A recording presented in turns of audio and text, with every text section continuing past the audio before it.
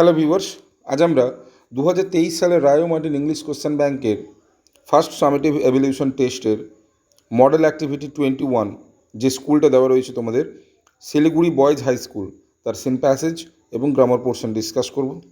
তোমরা দেখো, প্রথমত তোমাদের এখানে যে সিন প্যাসেজটা তুলে ধরা হয়েছে এটা জেন হায়াত ইয়োলেনের লেখা দ্য উইন্ড ক্যাপ থেকে নেওয়া হয়েছে। আশা করি তোমাদের পড়া হয়ে গেছে, তাই ভিডিওটিকে আর বড় না করে আমরা সরাসরি চলে আসবো প্রশ্নের উত্তরে। ওকে, প্রথমে দেখো এর দাগে কী দিয়েছে, write T for true and F for false statements in the boxes given on the right hand side. Okay, প্রথমে দেখো ফার্স্ট কোশ্চেন কী আছে, one afternoon John dreamed a dream, একদিন বিকেলবেলা জন স্বপ্ন দেখছিল, তাহলে এটা ঠিক হবে, তাহলে এটা লিখব ট্রু। এবারে দেখো টু আইটা দেখো, the squall was called up because John was sleeping, অর্থাৎ ওই দমকা বাতাসটা আমন্ত্রিত হয়েছিল যেহেতু জন ঘুমাচ্ছিল। না, ফলস, জন বারবার বিছানায় পাশ ফিরছিল বলে স্কোয়ালটা এসেছিল। 3 নম্বরে দেখো, John turned rapidly in his bed, John বারংবার বিছানায় পাশ ফিরছিল বা ঘুরছিল, ঠিক, ট্রু, তাই স্কোয়ালটা এসেছিল। এবারে বিয়ের দাগে চলে আসি, বিয়ের দাগে কী বলেছে, অ্যান্সার দ্য ফলোয়িং কোয়েশ্চেন্স। দেখো ফার্স্ট কোয়েশ্চেন দেওয়ার আছে তোমাদের, what did John beg the captain, John ক্যাপ্টেনের কাছে কী প্রার্থনা করেছিল, তাহলে অ্যান্সারটা লিখব কি, জন বেগড দ্য ক্যাপ্টেন, তোমরা নিশ্চয়ই জানো যে সে স্থলভাগে যেতে চায় একদিনের জন্য হলেও, তাহলে John begged the captain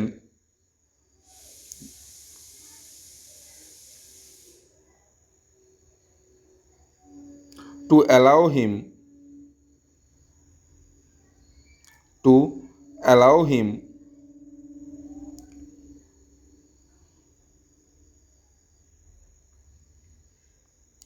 to go to the land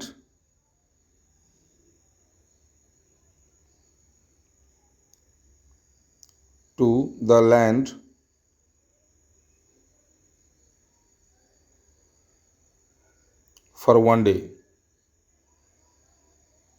for এখানে আর জায়গা কুলাচ্ছে না তাই আমি একটু উপরে লিখে দিচ্ছি, ফর ওয়ান ডে।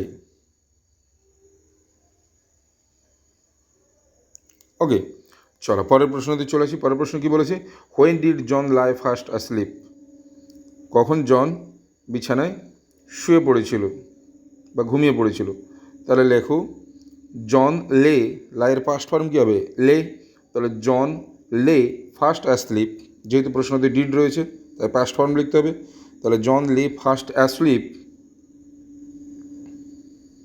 কখন, ইন, দেখো এখানে দেওয়া রয়েছে তোমাদের ফার্স্ট স্ট্যান্ডার্ডে যেখানে রয়েছে, এখানটা দেখে নাও তোমরা একটু, এই যে ওয়ান কোয়াইট আফটারনুন, এই লাইনটা লিখতে হবে, ওয়ান কোয়াইট আফটারনুন, একটি শান্ত বিকেলবেলা।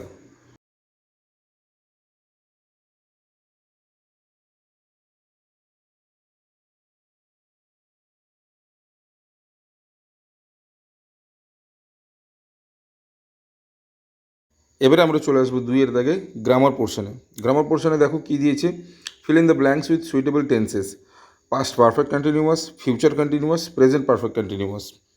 ঠিক আছে, দেখো ফার্স্ট কোশ্চেনটা, the pilot said that he dash, ভার্বটা দেওয়া রয়েছে fly, this type of plane for 4 years, অর্থাৎ ওই পাইলটটা বলেছিল যে সে ওই ধরনের প্লেন 4 বছর ধরে চালাচ্ছে, তাহলে কী হবে, হ্যাজ বিন ফ্লাইং। ওকে, এটা হবে present perfect continuous, has been flying, অর্থাৎ সে ওই প্লেনটা 4 বছর ধরে চালাচ্ছে, হ্যাজ বিন ফ্লাইং।